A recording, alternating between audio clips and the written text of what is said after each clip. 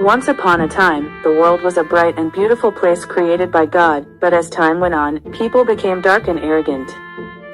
I'll do what I want. I don't care what anyone says. People have fallen in love with pleasure and obscenity. Who are you going to meet tonight? People have forgotten God and lived their own lives, but this distance from God broke his heart. From heaven, God was looking at everything. God lamented that the world was so broken. God was saddened by the depravity of the people and wanted to clean the world up, leaving only the righteous behind. Noah was a righteous man, a perfect man at the time, a man who accompanied God, but people laughed at him, asking if he still believed in God. But Noah didn't care about people's ridicule.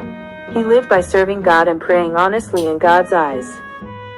God looked at Noah and said, "The world has fallen and fallen, but you're with me." One day early in the morning, Noah was praying to God as usual, but that day, I heard a solemn sound from the sky. "Noah, listen." Noah was surprised and his heart started pounding. "This earth has fallen. I am going to judge the world with water. But Noah, you and your family will live. Build an ark as I order you to build an ark." Noah, who didn't know about the ark, began to build an ark as God commanded him. Noah built a big boat for you, set up a partition, put the tarpaulin on it, and prepare the food. There will be a big flood. After hearing that, he didn't hesitate to pick up the axe and prepare the trees. At first, his family didn't believe it, but he built the ark in Noah's faith. When Noah built a ship, people flocked to make fun of him. There was no cloud in the sky to make a ship, even though it wasn't raining, but he was crazy. Noah didn't stop in their ridicule. "I believe in God," he said, "you will achieve it." With each tree, Noah was nailing down obedience and faith. It's been a long time, 100 years or so. A huge ark on a sun-burning desert has finally come out. "Wow, Father, did we make this all together?" Noah's sons admired with their sweaty hands. "Yeah, it's not just a ship. It's God's salvation." They heard a thud in the distance that night. I looked out and saw animals lined up and coming to the ark without anyone ordering them in order. Is that an elephant? Lion, giraffe, bear, rabbit, pigeon, crow, all kinds of birds flew into the sky in pairs. God called them out. When Noah saw this miracle, his eyes got teary. People didn't acknowledge this scene, even when they saw it. How can it be real? No, there are no clouds, but we still have a lot to enjoy. The sun is still up. They were still eating, drinking and laughing, but the sky was getting darker and darker. All in. I heard the last voice of God. Noah led all his family and animals into the ark. God closed the ark himself. At that moment, there was a thud. The sky was cracking with thunder, lightning, thick rain started hitting the ground.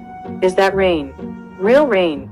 People thought it was no big deal, but the rain soon swallowed the fields, filled the alleys, and swallowed the houses. "Noah, open the door. Open the door. Let us in." People shouted, but they couldn't open the door because it was closed by God. Noah heard howling, but all he could do was beat his heart and pray. The rain didn't stop. It was pouring out from the sky, pouring out from the ground. The mountains disappeared, the villages disappeared, and all life disappeared into the water. The world stopped breathing. But in the middle of the water, the ark was floating.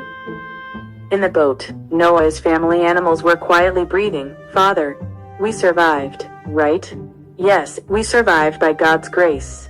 At night, all I could hear was the rain, and outside the window was still in the water, and Noah's family was anxious and stuck together by the cries of the daytime boat mules in the ark. Noah prayed every morning with his little lamp on.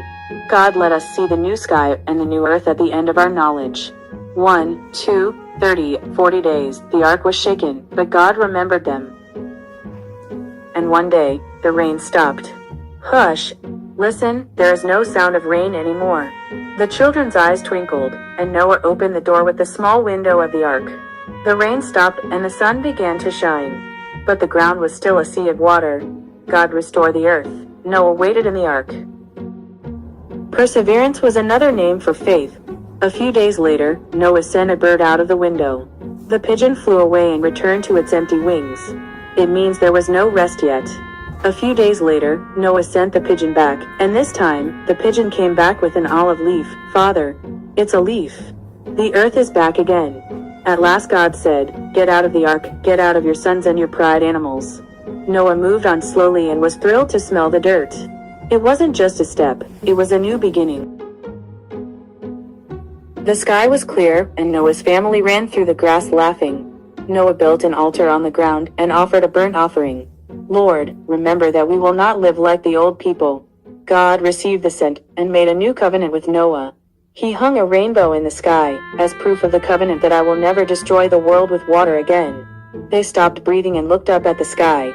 Red, orange, yellow, green, blue, indigo, all colors spread out like hope. The rainbow was a sign of God's forgiveness and love. Now there is only Noah's family left on the ground. They started a new life.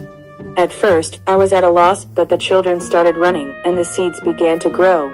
Noah looked up at the sky and made a pledge that he would plant again, love and never forget God again. Over time, his descendants spread all over the land, and God watched over generations. Noah's Ark was not just a ship, but a symbol of salvation. Our lives come with difficulties like judgment, but if we trust and rely on God, the road to salvation will surely open.